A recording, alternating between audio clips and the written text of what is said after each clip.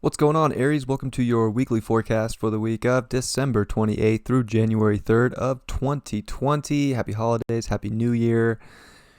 Woo! Let's go into the chart. There is a lot going on this week.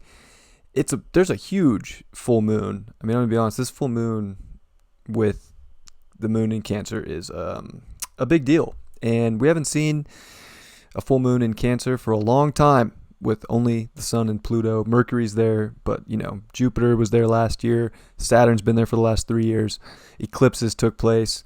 So this is a major full moon, and it's really bringing out like your emotional sovereignty in a big way, especially with Chiron kind of in the mix, kind of making a T-square from Aries. Like, you releasing past doubts within yourself and going towards what's going to make you feel the best, and releasing anything within you that's going to hold you back. Like, it's time to find that security. It's time to find the emotional foundation for where you're going to build moving into this new world.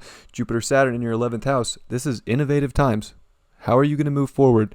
How are you going to connect with like-minded people? You got to objectify the emotions. You got to look for what's going to stimulate you and put you on a different path that doesn't look like the norms. Yes, we have the sun in Capricorn in the 10th, but that doesn't mean you have to, reach the top by doing what everybody else is doing.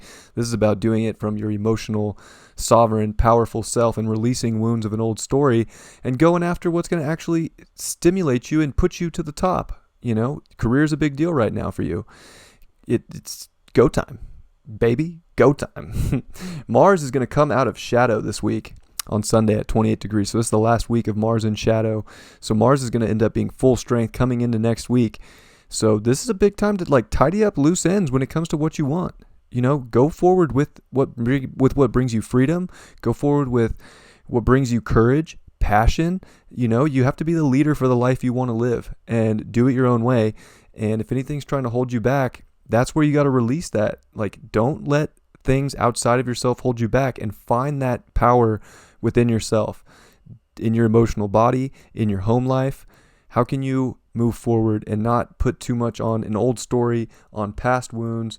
It's time to go forward into new stuff. It's a lot of 11th house stuff. Like this, it's time to innovate and go into something different. And it just has to be your story. It doesn't have to be what everybody else is doing. Remember that.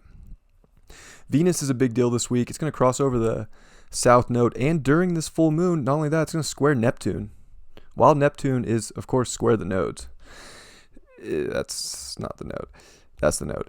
This is a big week. With Venus on the south node, this is definitely Venus likes it there more than on the north node, on Rahu.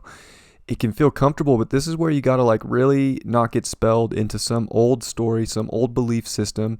You're going into new territory, new waters, and I think you need to expand what feels good, and you don't want to get lost in the old anymore. You're going towards the new. You have to trust spirit, trust source, trust your inner guidance, and, go towards what's stimulating in life. And that's going to feel good when you find the twin-like energy when it comes to relationships. This could be going back into past relationship stories. This could be going back into self-doubt. But really, you want to open up the philosophy of what feels good to you. What's going to expand your universe. But it doesn't have to be the whole world that you're expanding with. It just has to be, you have to narrow it down and bring it into your environment. Use your emotional sovereignty to really bring the things up and release them. This is a big release week. It's major. And Neptune's going to also make a sextile to Mercury from your 10th house too. So again, going towards your goals, you're going to get insight, especially with Sun coming off Uranus in that trine. It's the out of this world understanding of your values being unique to you that are going to make you reach the top. Release the old story, jump into the new, dig your roots in for the cycle that you want, the unique one that you want, and make sure that you're not falling into an old story because it's comfortable. Make sure that you're stimulating yourself and going into the new story that's going to actually bring you more value in the end, and it will. So don't get lost in the old one this week. Even if things get a little tempting, stay true to what you want, stay true to the new. Wow, you got the Nine of Swords upright. This card says cruelty on it. It could be a lot of anxiety, I'll be honest. With Neptune in your 12th house squaring these nodes in your 9th and 3rd house, like this is definitely dealing with your mind. This is dealing with the way you channel. This is dealing with a lot of energy, and you might be putting too much pressure on your mind. Maybe you need to just like ask God, ask the guides, step out of the ego, if you will, that might be giving you some sort of anxiety and keeping you up at night. You want to purge that out and release it and find that emotional connection and not let your mind take you into some uncomfortable place this week. I love you very much, Aries. I'll catch you next week. Peace.